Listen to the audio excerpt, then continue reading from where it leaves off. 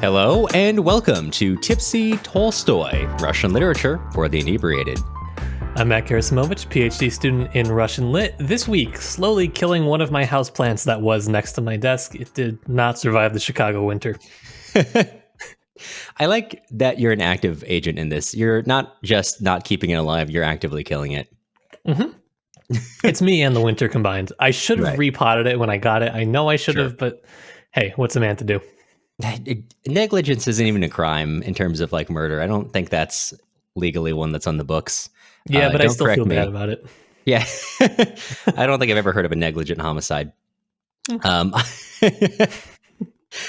Cameron Lalana. This week looking, I think the whitest I ever have. I look more like a ghost now than during quarantine because I've got 3 screens of just white space and not quite enough camera or light behind my computer to try to bring some color back into my face. So I got Matt pulled up nice and big because I like to see his nice lit up face instead of looking at my somewhat like a white emerging from the underworld. It's sad though because you've kind of gotten rid of all the intrigue from your room because just moments ago, live from Cameron's room, there was a cat running around, and when he went to take the cat out, he said, "Wait a minute, I need to go put this cat down." So, you tell me what's going on there. The cats in this house, they're immortal. I think 3 years ago, we had a cat. This was when I was in college, fall out of a 3rd-story window. Well, he pushed open the window when we weren't looking and jumped out of a 3rd-story window, and he came back fine and is still kicking today. So I don't believe any cat in this household can actually die. Right, but we're not certain it's the same cat. No, he did come back a lot larger than we remembered. No, losing one of your 9 lives can really change you. Anyways, this is a podcast where me and my good pal Cameron get to unwind from our week with some Russian literature and a drink or two. This week, we are going to be starting our absolutely massive series on Tolstoy's War and Peace. This episode, we're going to be reading part 1 of book 1, about the first 100, 130 pages, depending on your copy. And this series is only possible because of the support of our generous listeners who chip in a little bit every month over at patreon.com/tipsytolstoy. If it weren't for them, we wouldn't have the resources to put together a series like this. As a special thank you to all of them, we're going to be hosting a monthly Patreon-only reading group to discuss all of those spicy passages. You can tell Matt wrote this part we didn't get to cover in our episode, so if that interests you, take a look at all we've got to offer at patreon.com/tipsytolstoy. If you're not interested in Patreon but still want to help us out, you can leave us a nice review on Apple Podcasts or sign up for our email list on our website, tipsytolstoy.com. I have a really bad habit of not only writing like I talk, but writing like I think, which is absolute chaos. And it doesn't, the intonation really, it makes no sense as you go along, unless you're reading it in the voice that I've got up there, which is a problem. I like how your inner monologue doesn't have a period. No, it really doesn't. It's one giant run-on sentence. I thought my years of experience in radio could carry me through that, but my lungs were really failing at the end there. But I mean, it was good writing. It's just in your voice. I'm pushing it. It's a high-intensity workout for your lungs. Mm-hmm, that's right. And before we get into the episode, we wanted to give a quick thank you to our 2 newest patrons this month. We've got Danielle and Banana Karenina, who currently has my favorite name on Patreon. So speaking of exciting things that we're getting to do because of listener support, Cameron, it's our faces. Look at that. Mm-hmm. Beautiful as always. I'm trying not to look at my face, but... Yep. Got to look at the camera. It's good technique, I think. Yeah, we're officially trying out video podcasts because Anchor and Spotify keep yelling at me to do it. So I figured, why not? I'll do it. And that's pretty cool. Huh? Pretty fun. Feels like I'm working from home again. Oh, it's great. It's great. Yeah. It's one big extended Zoom call. I love it. That's all right. I used to have like roughly 4 hours of Zoom calls a day. So I think I've been hardened by life and time. Absolutely. Mm-hmm. Absolutely. Yeah. But before we get into talking about the actual subject of this podcast, War and Peace, Matt, I got to ask you, because you've been roasted pretty badly. You've been held over the flames, charbroiled a little bit about some of your drinking choices recently. So I got to ask you, what have you brought? Air fried. What have you brought to the table today? All right. So camera can feast on this bad boy, if it focuses. I'm drinking a non-alcoholic brew made by Wellbeing. It's a Victory wheat with a hint of orange. As I say with all non-alcoholic beer, it tastes like beer. It's actually pretty good. It's one of the better ones that I've had. You can only have so many Heineken 00s before you start to question your will to live. I like you say that like someone's forcing you to drink the Heineken 00s. Yeah, well, big Heineken, of course. Big. One of our main corporate sponsors, Big Heinekein, which of course is the one telling us to do all the things behind the scenes. Legally distinct from the Heineken beer. It's actually a large man named Heineken who holds a gun to my head and forces me to drink Heineken 00s. Yeah, so hopefully we'll bring Big Heineken around. Hopefully he'll accept this episode as a one-off. Maybe start broadening his horizons a little bit. He's nice, but just don't accept any drinks from him. Sounds like a trickster god from like some mythology, or maybe even multiple. He's the trickster god of my own creating. Like in American Gods, how gods are created by belief. Matt believed in Heineken so much that he created Big Heineken. But anyways, I wish this was a sponsorship. Anyways, Cameron, I gotta ask, what are you drinking this fine evening? So as you may have been noticing, he's sipping out of a mason jar full of a strange white liquid. This is not, in fact, koumiss, like Tolstoy would wish. Well, that would have been really good for our first episode of War and Peace. I was thinking about it. This is eggnog, which I made a couple weeks ago. It's been sitting in my fridge. I was trying out a recipe which is meant to age for at least 3 weeks, possibly more. Very smooth. Really like it. It's mostly cream, sugar, eggs, and alcohol. And it's quite good. Enough alcohol to probably kill any salmonella. So, should you describe eggnog as really smooth? Yeah, it is smooth. It was when I first made it. The rum was very present, but the longer it sat, the more it's become like what you would expect from a store in a very pleasant way. And despite the fact that there is an incredible amount of rum in here, it does not taste like it. So, okay, I see. Yeah. I see. All right. Well, I'm proud of you. This is now the second eggnog attempt, I think. Yes. Yeah. The first one, not so hot. No, we didn't. We don't talk about that one. I don't remember. No, that's a cursed episode somewhere in the vault, I think, at this point. I don't. Yeah. Did we release that episode? Did we even bring it on? Who knows? We'll come back to that one day. Who knows? If you're a tipsy Tolstoy historian, let me know. I've forgotten. Yes. Well, let's go from talking about a sort of festivity, eggnog, to talking about other festivities, which is nonstop dinner parties in part 1 of War and Peace. So as you've probably already seen our schedule online, this is going to take us through about halfway through the year, because there's so many parts. We're covering one part per episode. So this part, we're covering part 1 of book 1, which will go like roughly the first 100 pages in your copy if you are reading along with us. And similar to what we've done in previous long form series, we are still sticking with mostly going through a recap of the part itself and then adding in context as we go, because as we've realized, people don't really want to lecture, and it's easier to convey information through conversational forums. More fun for me too. More fun. More fun than saying, hey, Matt, all right, here's 10 to 15 minutes. We need you to explain this entire book to us before we start. I don't want that task. Yeah. So speaking of a conversation between two people, War and Peace, the big thick one. It's got everything. War. Peace. Right. What more could you want? Mostly so far over the family dinner table. Can I preface just one thing? Sure. Okay. Yeah. Go before for we it. get into it. Because this is something that grinds my absolute gears when people tell me this, which is I like War and Peace, but only the peace parts, which is the same thing to me as I like Anna Karenina, but I don't like the Levin parts. Get over it. You suck it up and you read it. That's how you read War and Peace. It's suffering. Enjoy. It's also maybe the best book ever written, but it's also suffering. So, you know, make of that what you will. Thank you. Those are very wise words. Yes, for anyone looking to get inspired. Yeah. If you did not know whether or not you should pick up War and Peace, just know it's suffering, and we think you It's should suffering. pick it up. Enjoy. Mhm. No, my real pep talk, because I know there are some people that are giving this a try for their very first time, is not to get discouraged with it because of the fact that it is supposed to be kind of suffering, you know? Not suffering per se, but a search more broadly, right? It is supposed to be challenging. You're going to get lost with the names. This is my second time reading it, and I still get lost with who is related to who. So, stick with it. Listen to the podcast. Let us help you out. Make a lot of use of I don't know what they call it in your book, the not persona non grata, persona stromatae, or however you pronounce it.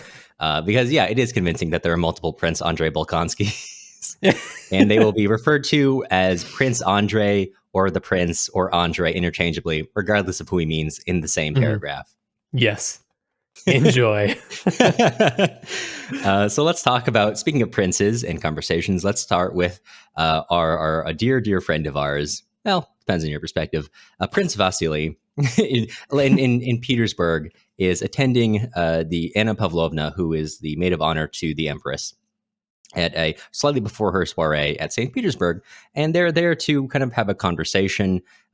Vasily is going over an appointment that he's unhappy with regarding his son, and is trying to figure out a way to maneuver him into a different position, something a little bit higher up. Maybe even an aide de camp to an important general who's, as we're getting ready to go, the Russian army is getting ready to go fight Napoleon along with other European powers. And so that kind of goes back and forth. They go over some of the gossip in the town, which continues until the soiree itself. And then we start to see the dynamics of the various peoples here. We finally meet, first of all, speaking of Prince Bolkonsky, Prince Andrei Bolkonsky enters the room, and he enters in a way that just shows he does not care about this at all. He is over it already. He already knows everyone. He knows the conversation going on, and he's profoundly bored to be here. And he's accompanied by his wife, who is very pregnant, very pretty, and every time she's mentioned, Tolstoy keeps bringing up her mustache. Mm-hmm. Mm-hmm. I don't know what to read into that. He just keeps doing it. The first time, we're gonna talk so much about it. Oh, and her lips. Oh. Okay. Oh, perfect. Oh, well, that little squirrel-like face. Ooh, ooh.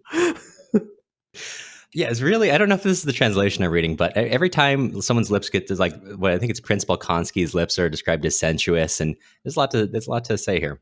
Yeah, or just let it rest, one of the two. So the at the same time as this is happening, more people are coming in. Sorry, we're going to go a little long in the intro here because there's a lot of characters we're going to be talking about a lot later. We have the son of Count Bezukhov, who's known primarily as Pierre, who comes in. As we learn about Pierre, he was mostly educated abroad. He has just come back to Russia relatively recently. His father lives in Moscow, and he's been dispatched to St. Petersburg to find a job. He has not done very well at that so far. And you see why. Not even a little. Yeah, you see why. Because he's walking around, and he's intelligent. He wants to get involved in every conversation. He's worried that maybe something is really interesting going on that he's going to miss. But he gets involved, and there's a certain way you have a conversation. Because these aren't real conversations, so to speak. This is a sort of a formal dance before the actual dance where you say a few things, say a few platitudes, and then you know the right time to move on. You aren't actually having a conversation unless you're kind of agreeing with each other, then you can go a little longer. You are certainly not there to actually argue a point. Now, this becomes trouble because, oh boy, does Pierre actually want to argue some points. So he goes to some relatively important people in Petersburg society, and he brings them into some arguments. And so Anna Pavlovna is following Pierre around, trying to make sure he doesn't really get anyone too angry, although she's not doing very well because Pierre is just going for it.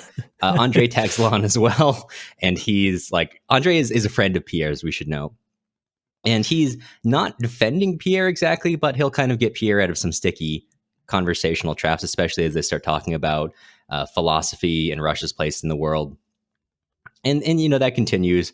Prince Vasily, he has to go eventually. He's accompanied by his daughter Helene to go attend some other business he has. Or is it Helena?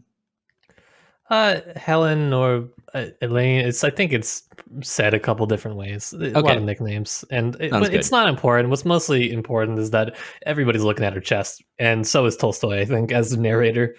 Yeah, Yeah, in classic Yeah. Tolstoy fashion, almost every single woman in this book is very beautiful, unless they're old, or in one particular case, he does make sure to know that she is not attractive, and he goes on, but we'll get there. So he has to unfortunately leave to go to another soiree or another event that night, and on his way out, he's accosted by a former society woman who is now kind of fallen on hard times, Princess Drubetskoy, who's also known as, we refer to often as Anna Mikhailovna, and she says, "Hey, look, the position you have now, you got that because of my father. Can you please remember that and help my son find a position in the guards? Our family's fallen on hard times. I'm currently pursuing a lawsuit. I have no money, and he has no future." And at first, Prince Vasily is just like, "Come on, go away, please. I have some poor business to attend to." But as she keeps going on, perhaps realizing that she's not going to go away, perhaps feeling that he really does owe her father a debt of honor for what he did for Prince Vasily, he says, "Okay, look, yes, I will go. I'll go talk to my contacts, and we'll see. Get word to the emperor and see if we can find a position for your son in the guards." And she says, "Oh, wonderful. Well, if you find a position in the guards, could you actually help him become an aide de camp to one of the Russian generals?" And he says, "Look, no, that position has already been chosen. I'm not going to be able to override that, especially not for an unknown like your son." And she kind of keeps going along with it, and he eventually has to leave as she's literally like trailing along beside him, saying, "No, you can really make him, an aide." And she basically follows him all the way until he leaves, and then she goes back to, as it's described, talk with people until there's an appropriate time for her to go because she's already accomplished her mission. Queen. That's great. So from there, we follow Pierre as he goes to Prince Andrei's house, and as we find out or his residence, it would be inaccurate to say where he lives as a house, to his residence, and then they have a conversation about life. While they're there, Andrei's wife, Lisa, she's getting on Andrei because Andrei has recently joined the military and he's fairly soon going to deploy, and she is not happy about that. Andrei's not particularly nice about it either. No. She's, I would say, she's like really not happy about it. Very understandably, Andrei is just totally dead to her concern in that regard. She's also pregnant, so that's, yes, due pretty soon, in fact. Yeah, and Andrei's response is more or less, women. So he basically sends her out of the room, and he sits down with Pierre, and he says, "Look, Pierre, you're single. Stay that way. Don't ever get married if you want to be happy," essentially. And he's like, "I've already cast my die." And he says, "Life here, with a wife, all I do is attend these soirees and balls and social life, and I'm so very bored." And as they're having that conversation, Pierre doesn't really understand because to him, Andrei has everything that he wants to be. He's married. He's got a position in society. He's got a job, and even a fairly important job at that in the military. And he's going off to seek glory, although Pierre himself is a bit of a sympathizer for Napoleon, who the Russian military is going to oppose. And so they have that conversation. Andrei sends him away and says, "Hey, look, whatever you do, don't go to Prince Karagin's tonight. Prince, it's just going to be trouble. Please don't go play cards there." And Pierre walks away and says, I'm going to listen to my friend Andrei. Then he says, "Well, really, I gave my word to Karagin that I would be there to play cards. And then I also gave my word to Andrei so that I wouldn't. So, I'm going to break someone's word. So I may as well just have fun while I'm doing it if I'm going to break my word to someone." And he goes to Karagin to play cards.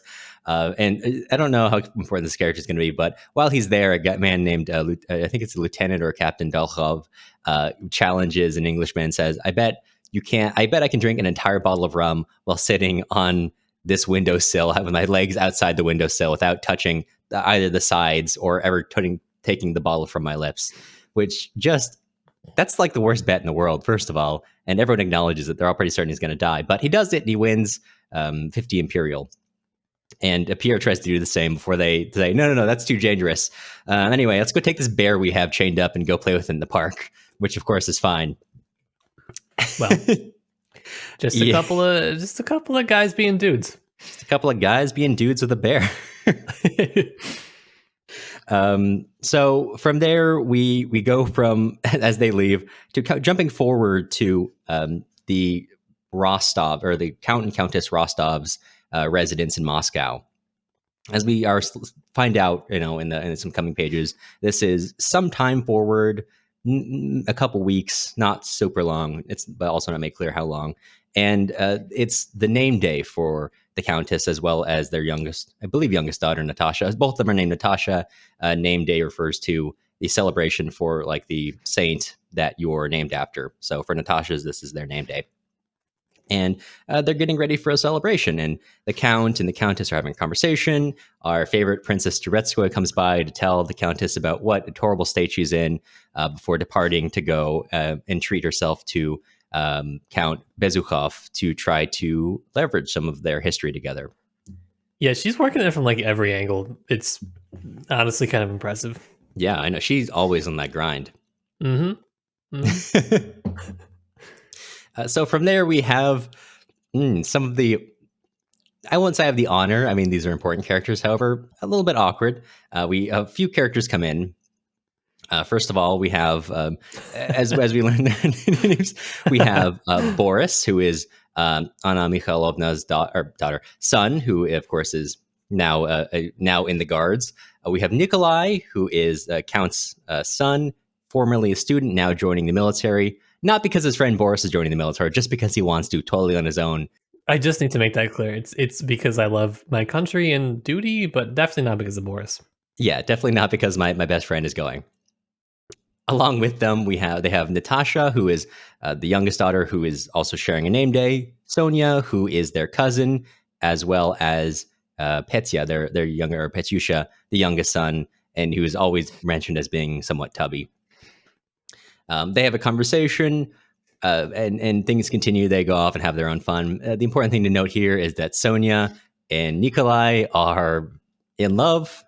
They are also cousins, and as they leave I think Anna Mikhailovna is still there at this time. So as she watches them go, she says to the Countess, "Cousinhood is a dangerous neighborhood." It's just an Arrested Development episode writing itself. It's great. Which obviously we all know Arrested Development came first, and then Tolstoy's War and Peace was written after. Right. That. So he saw the whole story of George Michael and maybe. George Michael and maybe, and said, "Well, I can work with this. I can make this better." Work with this. If we had some more legal protections, I would have put in Sweet Home Alabama right as we started describing that. Right. So the whole Nikolai Sonia thing isn't great. However, I will say, in all honesty, it is better than what's going on with the whole Boris Natasha thing. Who, as they go outside, Natasha professes her love to Boris and says, "Oh, won't you get married to me?" And he's kind of bashful and says, "Yeah, maybe in a couple of years." I don't know how old Boris is. I could not find that. I think he's at least like 17 or 18, maybe 16, maybe as young as that. They really let you into the military whenever at this point. But Natasha is 13, and so she's like really like, okay, well, when I turn 17, then we can finally get married. And he's like, yes, of course. So there's that. There's a lot. I would, one person could say, it was 200 years ago. However, also worth noting that even Tolstoy got married to a woman that everyone was like, she's a little young for you, my guy. Yeah, everybody thought that he was going to propose to her older sister, and even the family was surprised when he was actually interested in the younger one, the way younger one. Mm-hmm. Yeah. Oops, so he did it again. So there's that. Sorry, slight correction. What I said earlier, Anna Mikhailovna actually does not leave early. She leaves with Boris as they go Prince Bezukhov's to try to entreat him for some money, about 500 rubles. And we leave the Rostovs for now. Upon arriving at the Count's, it's really obvious that Boris does not like what his mom is doing. She keeps saying, "Look, just play your part. It'll be fine. We'll get the money." And Boris is just kind of stone-facedly looking forward, like he doesn't really like this. He doesn't appreciate it. But he's more or less going along with it. As they get inside, Princess Trubetskoy once again sees Prince Vasily and says, "Oh, Prince Vasily, perfect. You can help me out here." And it's noted that Vasily kind of has realized, "Oh, I can't get rid of this woman." And he just kind of gives in and goes to see if he can help her out or figure something out for her various asks, while also trying to kind of keep her away from the Count, because the Count is, it should be noted, very sick at this point. He's very close to death, and so he's really like, you can't see the Count. Maybe we can talk. I can see what I can do to help you. You can't see the Count. And she's like, no, we'll work something out. And says, oh, Boris, you see the Rostovs wanted Pierre to come to dinner tonight.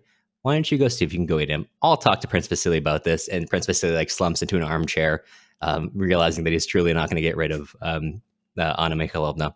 Boris goes to find Pierre. Pierre is in his room, imagining that he is having an argument with Napoleon. Man, Pierre, very relatable. Military boys, am I right? Military boys, but the grand part of the battle is just when he's found Napoleon. Instead of fighting, they just have a one-on-one argument. And Boris barges in and introduces himself and basically lays out, hey, look, I know you kind of understand what my mom is doing here. I don't want any part of that. Just to be clear, I don't want your money or anything. That's just total honesty. I don't want to be part of this. I'm uncomfortable with it. Also, the Rostovs would like to see you for dinner tonight. And Pierre is awkward. He doesn't know how to react to this. Again, this is sort of on Boris's part, sort of like a break from tradition, sort of like how you would want to talk. I would say it's not that big of a break. It's like kind of a break that would be appreciated. And Pierre, who does not know how to receive this, just feels awkward and sends him away, but is like, oh, I kind of like him. He's an honest, smart young man. I don't think Pierre knows what's happening at all throughout most of the book. So, to your point, from here we follow Pierre through a bit of his day as he goes to the various princesses who live in the house, and they'll make fun of him. There's one of them who can't stop laughing at him every time she sees him, and he's just wandering around, not certain what he's doing at any given time. From there, we go back to the Rostovs.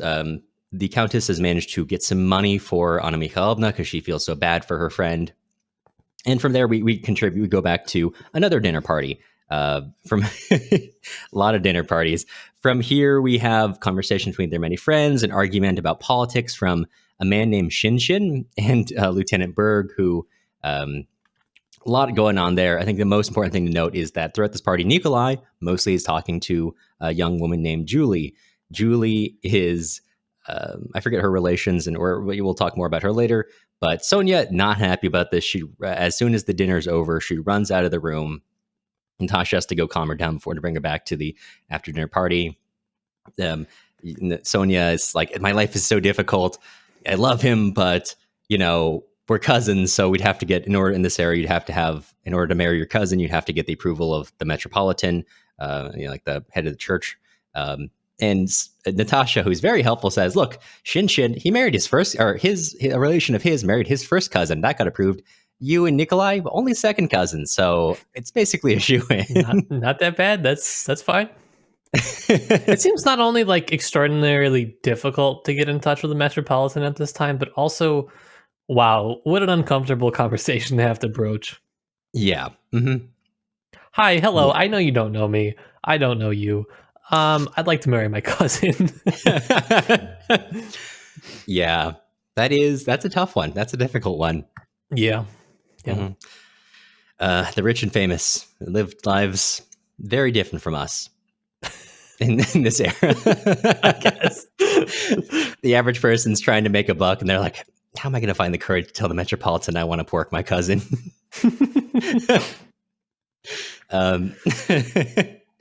So Sweet Home Alabama, indeed. So speaking, going back a little bit, before all this is happening, while Sonia's getting upset about it, Pierre attends the party, characteristically doesn't know what to do. He just doesn't even know who to talk to. And another woman, Maria Dmitrievna, who is like known as a dragon because of her frankness, kind of like Pierre in a way, except everybody respects her for it, instead of looking down on him for it. Kind of like Pierre in a way, but actually not at all like Pierre. But in the opposite way. She comes in and basically shames him for the incident with the bear, which, by the way, I guess someone almost died trying to get the bear out of it when they let him into a river at some point. It was a whole event. No, they tied a policeman to the back of the bear. That's right. And then the bear went swimming. That's it. The policeman still tied to him. Yeah. So he got exiled to Moscow, where all the naughty boys go. Yeah. So she comes in, shames him for that. They proceed to the dinner. Pierre once again is like not doing super well conversationally. It's very awkward. The men are discussing war. The women be like, well, why do we need to have these conversations, these wars, whatever? War, what is it good for? War. What is it good for? Indeed. We'll talk more about the particulars potentially later, but that's when they break to go play cards and play music and all that. That's when Sonia runs out. We return. They all get to have some fun. They do some dancing. All is well. So while the name day celebration is happening, Count Bezukhov, who's Pierre's father, Pierre is Count Bezukhov's illegitimate son. And so he was sent abroad for his entire youth and education to learn there, which is part of why he's so awkward. Prince Vasily, as well as several other characters, the princesses we've talked about in the house he's staying in, those are the Count's legitimate children. He begins to go into basically a spiral. They know he's going to die soon. So everyone, Prince Vasily, all the princesses into the house, they get ready for his passing, getting a priest to perform last rites and all that. And they send for Pierre to come say goodbye to his father. Accompanying Pierre as he shows up as Anna Mikhailovna. But as they're coming in, Vasily pulls aside the eldest princess and sits her down and says, look, you know I love you like you're one of my own children. And you know that Count Bezukhov wrote in his will that everything he has is going to Pierre, and we can't let that stand. And after some argument, he gets her to agree over her hatred of Anna Mikhailovna that they need to rewrite his will so Pierre doesn't get everything. Anna Mikhailovna is trying to ingratiate herself to Pierre, so she brings him inside. He's tripping over himself. He's in a part of the house he didn't even know existed. He's been living here for months, and everyone's giving him deference, which is totally weird to him because normally no one does that. And they bring him up, and he arrives just in time for sort of a last rites. Everyone's treating him weirdly. They go through the whole process of that. And as they're watching it, Pierre notices that Prince Vasily and the eldest princess go off to his private chambers by themselves. And he's like, well, that must be part of the ritual. And he assumes everything going on is meant to be happening. Not realizing that he's just about to be cut out of the will. Yeah. So they bring him back. Pierre has a moment of quiet with him, but it really is not much of a conversation at all. And then he goes out and Prince Vasily starts having a conversation with him. At this time, the princess and Anna Mikhailovna get in a physical altercation. Anna Mikhailovna realizing what's happening with the documents that the princess has. And they like literally trying to rip it out of her hands when the youngest princess runs in and says, hey, the Count's dying. And, he passes in the next few pages.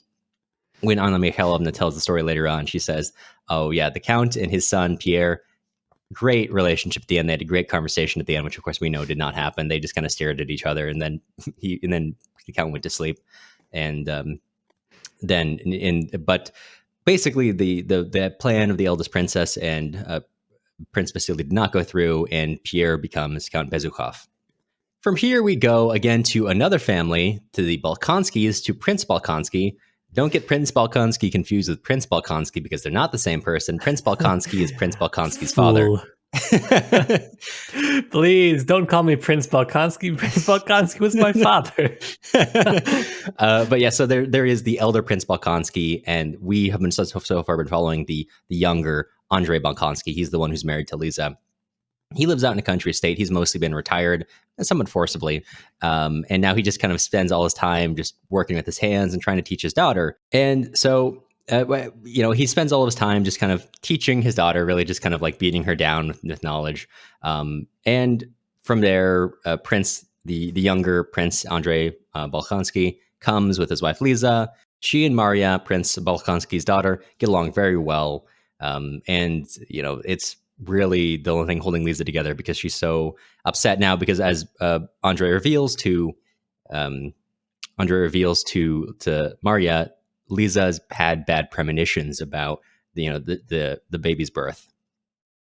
They have a dinner, many more dinners, where they have a lot of conversation about what everyone's going to do, as well as Andrei's service in in Europe, which the elder Bolkonsky does not seem to get at all. And he makes fun of him, and he seems to have the opinion that all these new young people are just young upstarts, and they're not really anything compared to the old Suvorovs. This Napoleon, pah. And he says the only reason Napoleon is so big as he is because he fought the Germans first, and everyone since the beginning of time has beaten the Germans. The only time they ever win is when they're fighting themselves. I like when we're at that point in history. Yeah. It's good. I mean, it didn't really change after that. Germany lost every world war that followed. It's true. They're on a streak. Don't tell me if you know more about German military history. That's not Prussian. First of all, the Russians don't count. Well, or you can, I don't know, send us an email if you have to, you take issue with our or Tolstoy's characterization of German military history. It's apparent that he does not really respect that, but whatever. And Prince Andrei prepares to depart. Marya gets a letter from Julie, who is sort of the person who's kind of pining after Nikolai, and they have a conversation. We find out that Marya is very religious, and they talk about what went on in Moscow. And also, we have the beginning of a friends to lovers storyline. Yeah. I'm convinced. I don't think you can convince me otherwise. Julie and Marya. Oh, yeah. Oh, yeah. Well, yeah, Julie. Also, like I said earlier, Marya, Tolstoy, normally every single young woman is very beautiful. Tolstoy goes out of his way to tell you how ugly Marya is. He's except for her eyes. Paragraph, except for her eyes, sometimes. Which Julie, yes. Sometimes after Julie compliments her eyes in a letter, Tolstoy says, but she had very beautiful eyes. And Julie goes on about that. She goes on, may I? Yes, please, please, please. Why cannot I now, as 3 months ago, draw fresh moral strength from that calm, gentle, penetrating look of yours, a look I love so much and seem to see before me as I write? Who says that to a friend? Nobody. I don't know. To be fair, I think we've written to each other like that over Discord. I don't think so. Not like that. Usually it's more like it's like me texting you a picture of being like at an airport and says like the kiss and ride, and it's like, oh, where do you get the kiss here? And then you're like, oh, when I get there, baby. That's true. I guess that's kind of the modern day equivalent. Maybe friendship. I don't know what you call that. Friendship flirting has maybe deteriorated a little bit in the last 200 years. I would say so. Yeah. I mean, compared to this, it's not as good. I'll have to step up my game, I guess. Yeah. So Andrei prepares to leave. Lisa is not happy about it. Andrei goes to father and say, hey, look, get a midwife when she's giving birth. She's had bad premonitions. If I happen to die, raise the son. If it's a son, raise him here. Does not mention what she should do if it's a daughter. At that point, doesn't matter. Take the wife, take the daughter, get rid of them. Doesn't matter. And you start to see where some of these tendencies came from when the elder Prince Bolkonsky says, look, I know you're unhappy. That's just how it is. That's just how marriage is. You just suck it up and go through it. And then he tells him, look, if you die, I will be sad. But if you don't act like my son, I will be far more ashamed.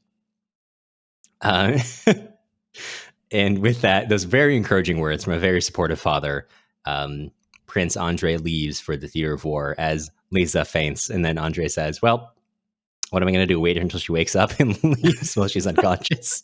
And while she's unconscious, the elder Prince Bolkonsky looks at her with like he's disgusted and leaves the room. And that's where we end part one. Yes, sir. It's really a masterclass in writing people that you should hate, however you still narratorially favor them. Sure. Yeah. I go back often to what you said about the way Tolstoy writes Anna and Steva's relationship in Anna Karenina, which is that they really do feel like siblings that were not just told that. Yes, I keep coming back to that because in Tolstoy's, all the time in Tolstoy's writing, you see the weight of familyhood, I guess I would say, on characters. Yeah, I think so. I think the most interesting one is Pierre because he's an illegitimate son. There's something different about him, and he's clearly much different than the rest of his, quote unquote family. No, just as far as the other families go, it's more or less the same.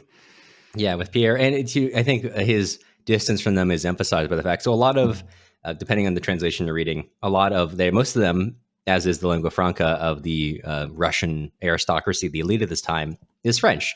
So for most of this book, they're speaking in French, which is reflected in the text because a lot of the text is written in French with footnotes, as Tolstoy wasn't writing in French and just being like, good luck figuring this one out if you don't speak French. He did provide footnotes. Which I think at least on one occasion, the copy I was reading noted that his own footnotes were mistranslated, and it's hard to tell if that was intentional or just an accident. I'm actually a little surprised that he provided footnotes. I don't think I knew that. I thought he would have just left it in French because everybody spoke French. I'll fact check that. That was in the introduction to the copy I have, but I'll double check just to be sure. I would believe you. I just, Yeah, that's fair. It's not as much of a dunk to your audience as it would be now. Yeah. Like, This is fair. But Pierre, I don't believe he doesn't appear to have a great grasp on French. It's unclear how much he does or doesn't speak. I don't think I ever see him in Anna Mikhailovna when she's taken through his father's house. Oftentimes she's speaking to him in French, and he's just like staring at her like he doesn't understand. It's hard to tell if that's just because he's shocked by what's going on, or like he truly just doesn't really understand the conversation. it's just kind of an oaf, I think. Yeah. Or at the very least, he doesn't. There are specific words he says he doesn't know how to translate or doesn't understand. So he doesn't have the same natural grasp on French that the rest of them do. But anyway, so that's part one. You got a couple things you want to talk about. Is there anywhere you want to start? No, but I'll go for it because I don't know where to start. Because that's kind of the point of part one, I think. So maybe it would be best to start at the very beginning. It's different than Anna Karenina, I would say. And that it kind of drops you into the middle of a dinner party where you don't know anybody and you don't know what they're talking about. And it's confusing. And I could see why people that kind of start it would maybe just put the book down because you don't know what the heck they're talking about.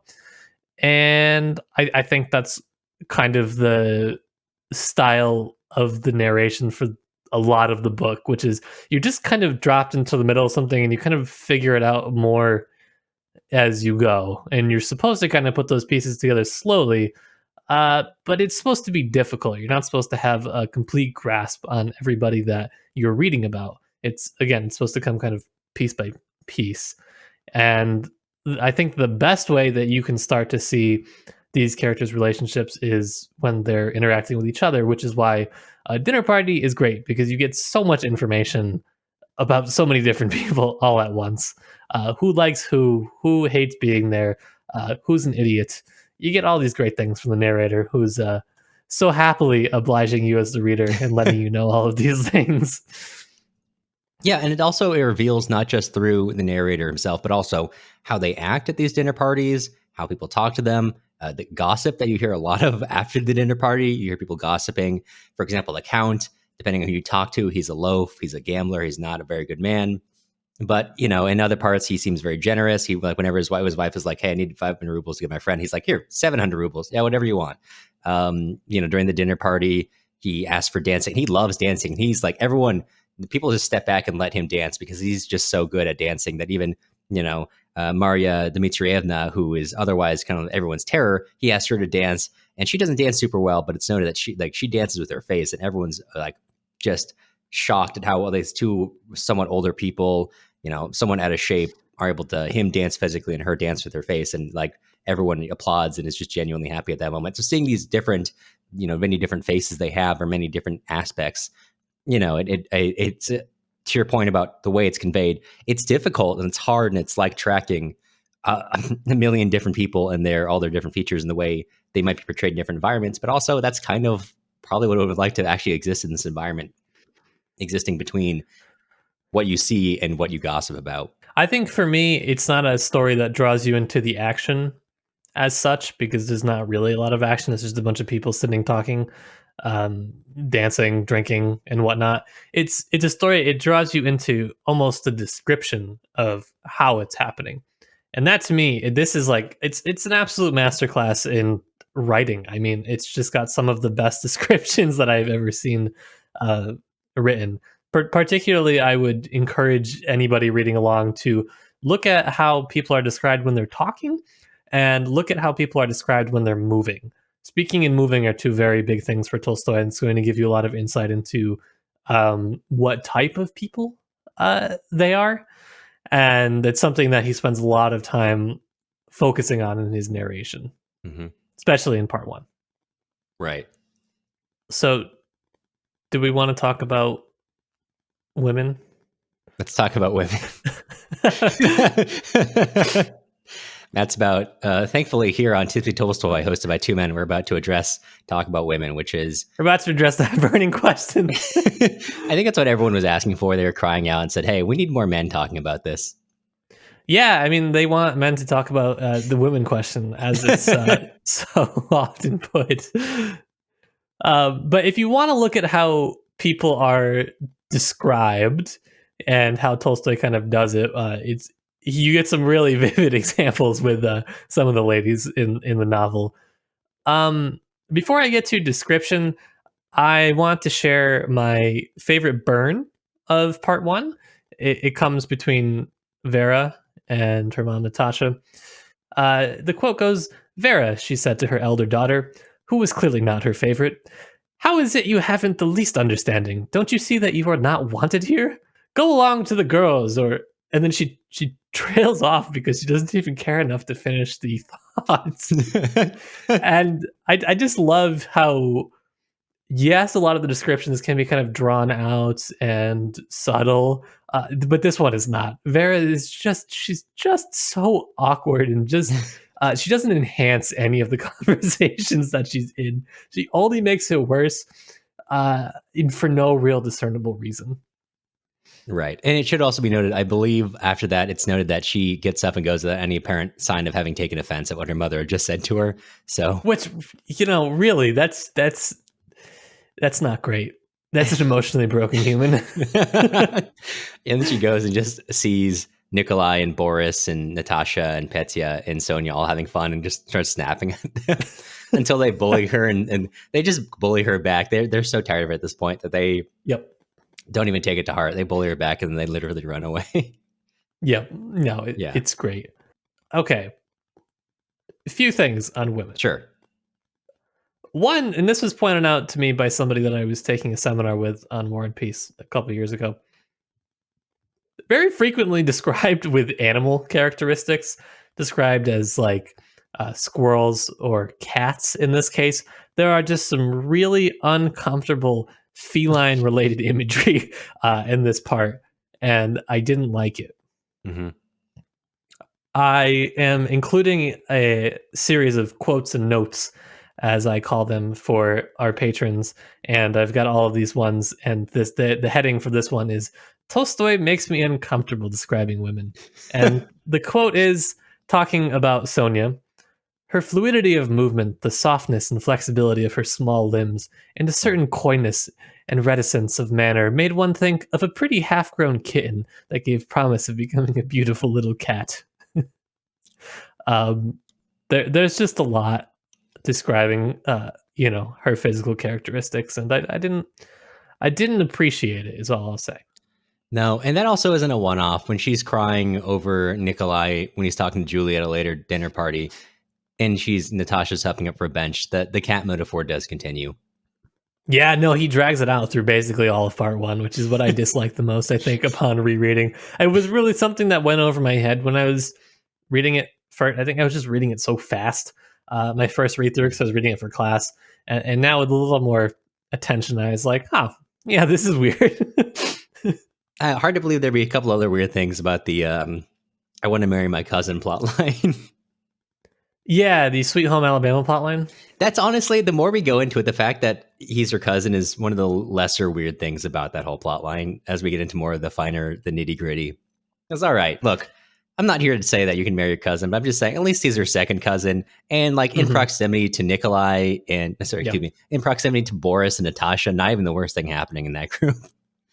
Well, and as is pointed out in the critically acclaimed Arrested Development, the French have a different moral understanding than us. So who are we to judge, really? As Michael Cera once famously said. Thank you. To the great philosopher, Michael Cera. To the great philosopher, Michael Cera. Yes. Do you want to talk a little bit about Napoleon, the place he just he's not a character, but I think Napoleon is a character in a way in that he's less, maybe not a character so much as a Rorschach test, actually. He will be a character, but at the moment he's not.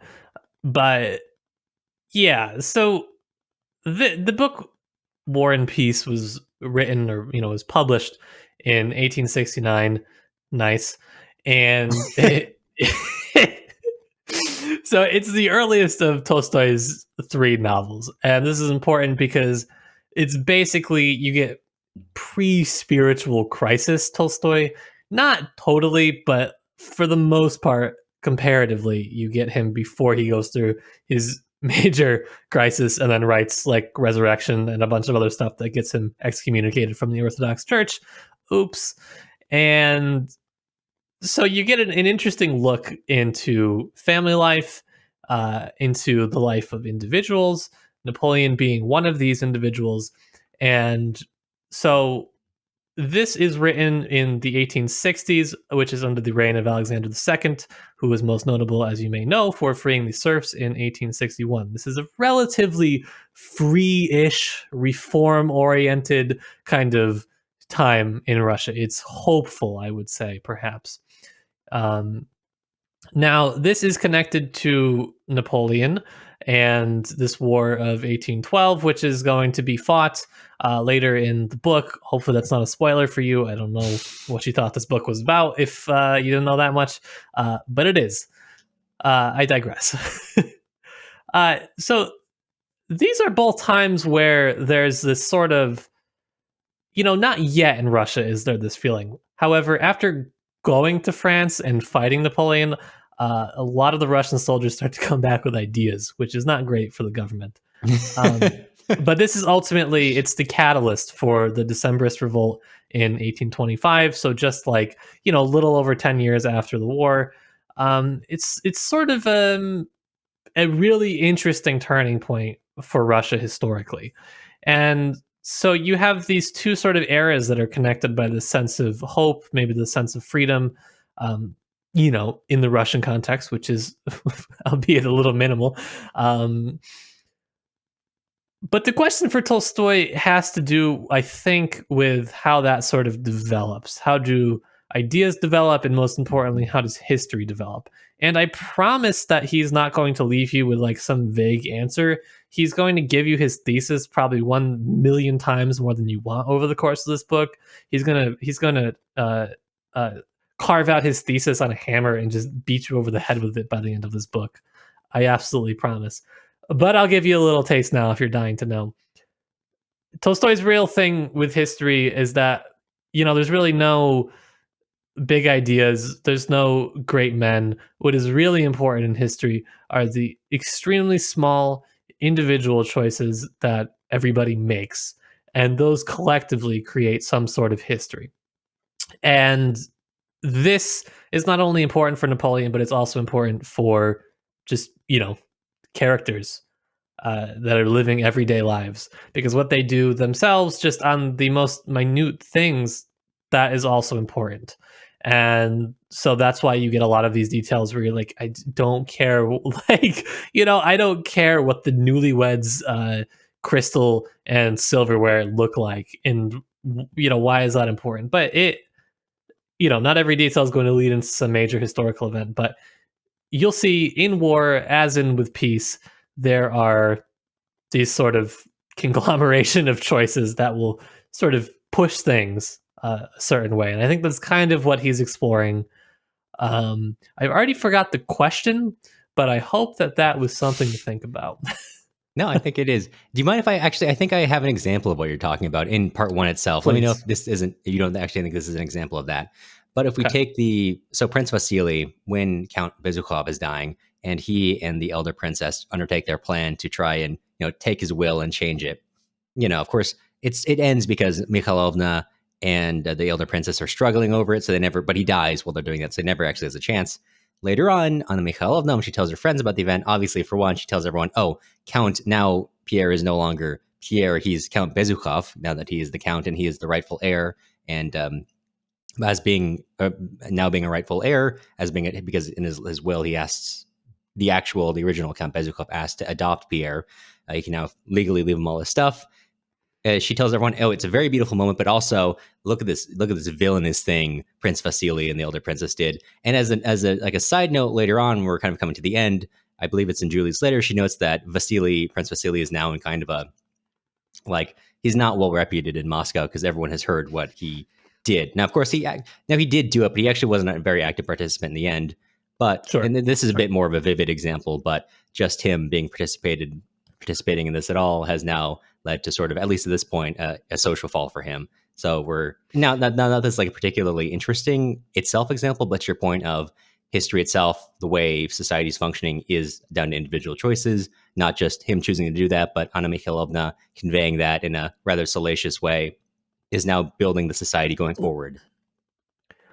Yeah, and another interesting point is the fact that Pierre still stands to benefit the most from what has happened. And you'll see this, it's kind of complicated with the way that Pierre sort of develops, and we'll continue to get into it, but he's really not um, he's active in his search. He plays this role, I think, of the seeker, which is, or the searcher, which is a really big part of all of what Tolstoy is writing. It's the same as in Anna Karenina.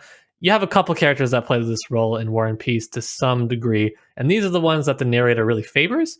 And so, despite the fact that Pierre is always being described as just kind of an oaf and just perpetually in the way, there's something innate about him that makes people want to like him. And this will be expanded upon further.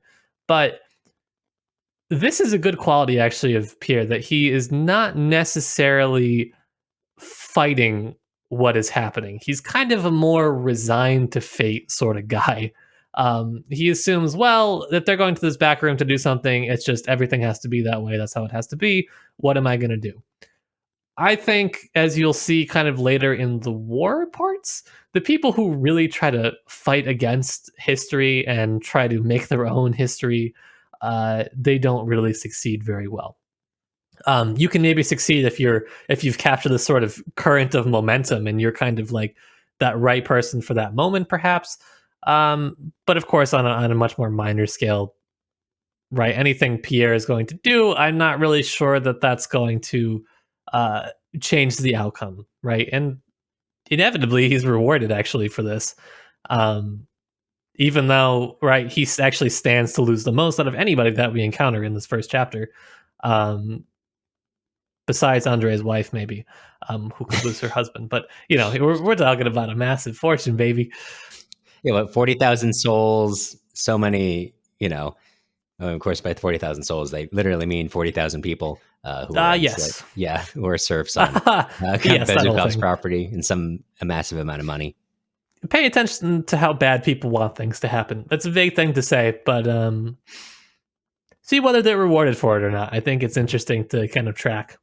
Everyone in that funeral has, well, not funeral, last rites has something to do except for, like your point, Pierre, who is only doing things because he feels they should be done. He just has a vague sense that, people are kind of guiding him in a place like, oh, okay, well, I guess I'll sit here. Thank you. I didn't know I needed that. Sure. Yeah. That was an interesting scene. I liked that scene, actually.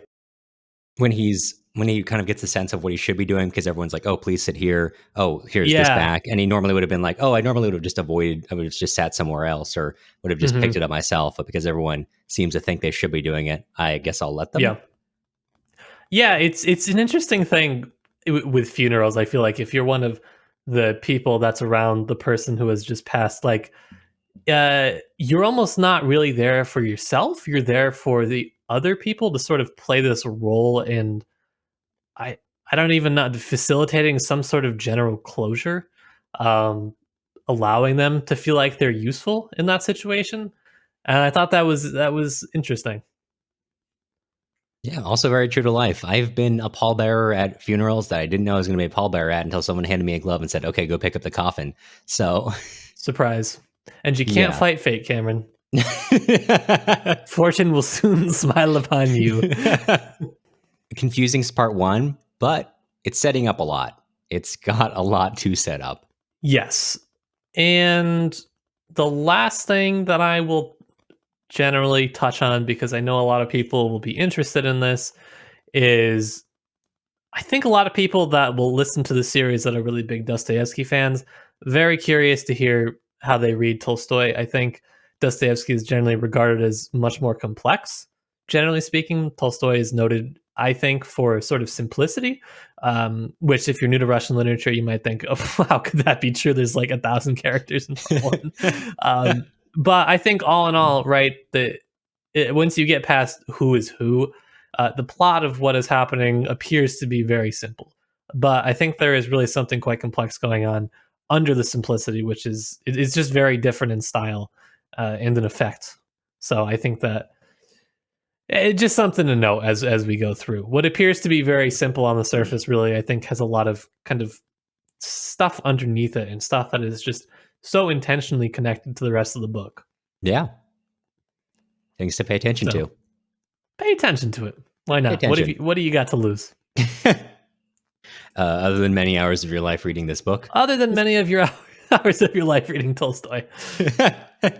Those aren't losses. Those are net gains. I can tell you the net gain, if we want to go into some Jeremy Bentham utilitarianism here, net gain of joy in my life from reading Father Sergius and telling people about the Tolstoy getting uncomfortably horny, definitely worth the time spent reading the story. No, that's true. That's true.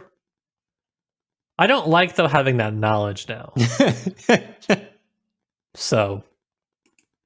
That is fair. That is fair. Maybe it doesn't balance out the same way for you. No, that also never comes up in my life. So. Okay, well, that's fair. Nobody ever wants to hear me talk about Father Sergius. Oh, no one wants to hear me talk about Father Sergius either, but that doesn't stop me, let me tell you. He simply can't be stopped.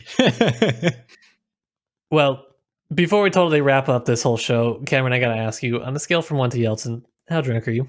As our sole representative now. Yes, definitely. Well, like I said, this is a good amount of booze in here. I'm not quite done with it, but I'm close. I'm going to say a good 3. It is a lot of booze, but it's also a lot of cream. I think that really kind of slows things down a little bit. So too rich. A 3, just warm enough to talk about a complex family story. Oh, yeah. Well, many family story. Oh, yeah. Families don't stop. Yeah. What kind of rating should we have for you now that you're no longer partaking? Like on a scale of, who's a notably sober author and or politician? Well, I'm going to cut out politician. There's none of those. It couldn't be. We'll have to workshop it. All right. We'll come back with that one eventually. If you have any ideas or, you got any questions about War and Peace, but more importantly, if you have ideas for sober scales, shoot us an email over at tipsytolstoy.com. I will read them and then I will respond to you, and then we can have a nice chat. Every once in a while we get a nice email, and it really does make our day. It does. It truly does. All right. Well, as per always, this is the part where I ask Matt what we're reading this next episode, but I guess you kind of know. Yep. Next episode is book 1, part 2 of War and Peace. So, if you're reading along with us, pick up a book on our affiliate links on our website. Maybe we'll have a link in the show notes if we remember to do that. I'm working on putting it together. We're getting a lot of questions on which one we're reading. I'm reading the Signet Classics, which is a translation by Anne Dunigan. It's a little bit older, so it's a little bit harder to find. This was recommended to me by a professor whose opinion I trust. I think if you're going to read anyone, just find one that the translation feels natural, it feels enjoyable, it feels funny. A lot of this should be funny. So if you're not finding it humorous, take a look at a different translation. But again, in our affiliate links, you can take a look. We'll have basically every copy that's available to buy. Pick whichever one you want. And I'm also going to have some secondary sources, a couple good books that I think are worthwhile to read on War and Peace. So if you want to get more into it, if you think, hey, like 1,300 pages isn't enough for me, I want a couple more books to read about War and Peace, I got you covered. If you have that much free time, please write us an email and let us know what it was like to achieve your life and how you got there, because we'd like to know. Yes. And if you have that much free time and you also have a lot of free money, you should support us on Patreon. That's right. Because podcasting isn't free and grad school doesn't pay very well. So, if you want to join with our current patrons, take a look over at patreon.com/tipsytolstoy. And before I cue the outro music, I got to extend my sincere, as always, thank you to our current patrons. Jeff, Madeline, Ann, Janice, Daniel, Darren, Daniel, Jack, Paige, Jesse, Lou, Irini, Brandon, Allison, Cole, Elise, Mysterious Donor Dude, Joanne, Yitza, Alex, Stephanie, Julie, Eli, Caitlin, Brett, Isaac, Austin, Zachary, Pack, Rob, Maya, Amanda, Blake, Shannon, Elizabeth, James, Ben, Khalil, Natalie, John, Amanda, Yulia, Margarita, Danielle, and Banana Karenina, of course. Podcasting isn't free and grad school doesn't pay very well, so if you're interested in joining with our current patrons to keep the show running, take a look at our Patreon at patreon.com/tipsytolstoy. As always, the music used in this episode was Soviet March by Toasted Tomatoes. You can find more of their stuff on toastedtomatoes.bandcamp.com and also on YouTube under the same username. If you're looking for other places to find us, you can also follow us on Instagram at Tipsy Tolstoy Podcast, on Twitter at Tipsy Tolstoy, or you can join our email list on our website, tipsytolstoy.com. You'll hear from us again soon.